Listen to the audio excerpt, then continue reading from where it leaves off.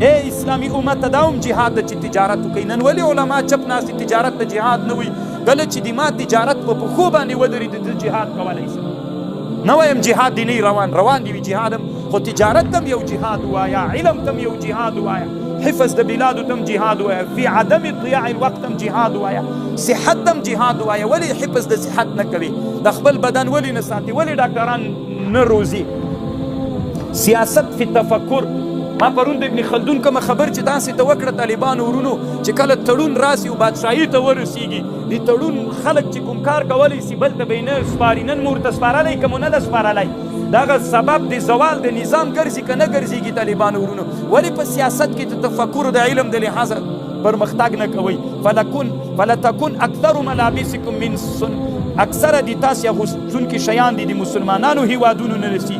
ولترتقوا الصناعات الاسلامیه، اسلامي صنعتونه د پرمختګ وکړي. دا کامره چې راغلي موږ نه چې اوس ویډیو کوي چا به چاپ کړي وي، چا به جوړه کړي وي؟ چین. ولې د کفر صنعت موږ ته راځي؟ ولې د مسلمانانو نه راځي؟ ولې عار و پیغور نه درته درېږي چې په اسلامي امت کې اول قرآن چې چا چاپ کړی طالبانو هغه کفر چاپ کړی. سان پترزبورګ کې اولینی قرآن چاپ شوی ده. ماشین د چاپ باندې اولینی قرآن کفر چاپ کړی ده طالبانو. سان پترزبورګ کې اولینی قرآن چاپ شوی. ولې اسلامي امت شرم نه لري؟ ولې اسلامي امت ته نه په ضرب زیدون و عمران باندې رایات کو سربیمیر کې نو څه دی چې ټول اسلامي امت مو دې ته متوجه کړی ده؟ دا په دې باندې فکر وکړه. ولې موږ سحر نه خورو چې اولینی قرآن موږ ته چا چاپ کړی؟ ولې موږ صنعتونه